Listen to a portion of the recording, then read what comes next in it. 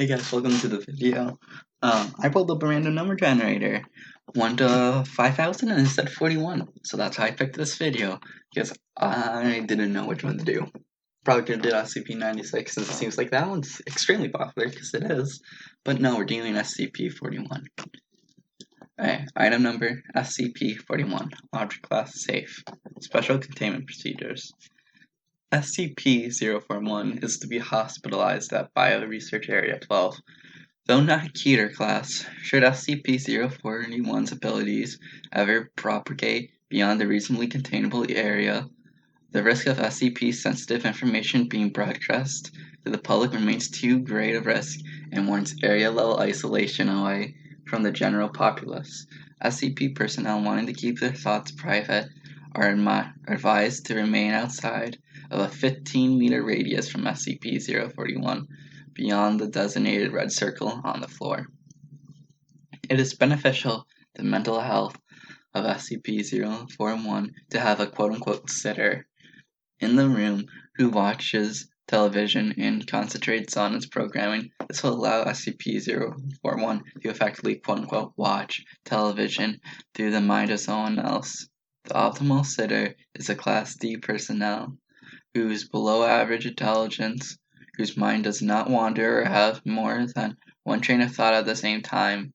Though not mind control, SCP-041 has used its ability to coerce sisters into watching programming that they themselves don't enjoy.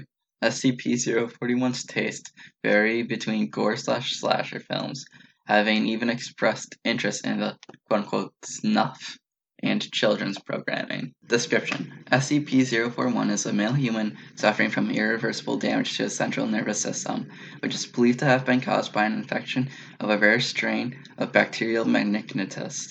Although antibiotics were successful in clearing the infection, the membranes surrounding his brain and spinal cord had reacted to the infection by severing many neurons connecting the central nervous system to the rest of the body. SCP-041 must rely on a respirator to sustain his breathing, a biventricular pacemaker to keep his heart beating, and a nasogastric tube to provide nutrients.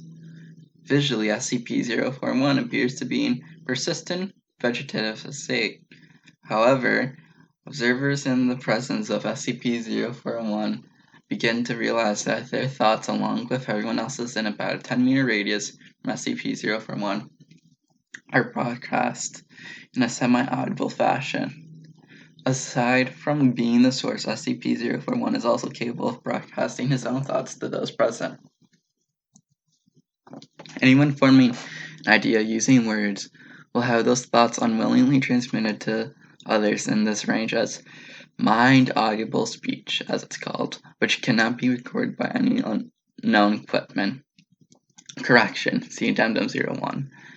Mind audible speech may be quote-unquote heard using whatever voice a subject thinks to think with.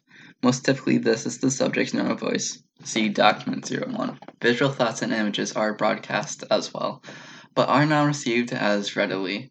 Images are most effectively transmitted when both the sender and receiver have their eyes closed. The sender concentrates on a single object without environment or background, and the receiver's mind is clear of conscious thoughts. Communication between subjects, usually visual images, particularly those not rooted in memory but in imagination, is usually difficult.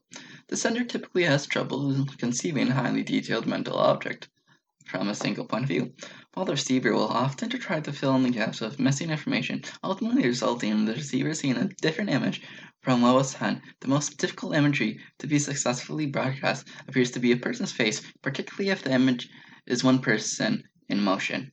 Although able to transmit his thoughts to others, SCP-041 is not very talkative. Attempts to persuade SCP-041 to divulge any information about his abilities have been so far fruitless. SCP-041 is typically silent and normally will not respond to any direct attempts at communication. However, SCP-041 appears to have a sense of humor as he interacts with occasional comments into conversations of others. While research Beep and Beep was gain voice notes using a digital audio recorder. A fellow researcher was changing the television in SCP-041's room. While the television was on channel static, disembodied voices could be heard filtered through the white noise. Attempting to record a mind audible speech with white noise generators and sound recording equipment have begun to yield most results. Most audio is garbled, and recorded sounds may or may not be voices and were widely left towards individual interpretations. Addendum 2. It has come to my attention that several personnel have used SCP-041 as an ad hoc she likes me not detector. This is one of the most appalling things I've ever heard of. Are we safeguarding potentially world-destroying objects, or are we in the third gate? Quote by Dr. Clean. Document 01's researcher's quote.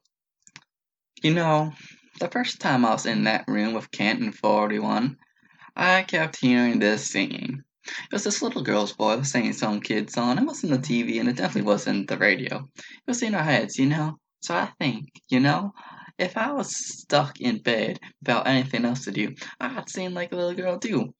And then his voice comes in my head. Hey, it's not me. I don't know that tune. And then old Kent looks at me, gone all in the white faces, No, this event occurred after SCP-239 was placed in a chemically induced coma. Any connection between the two SCPs is currently unconfirmed.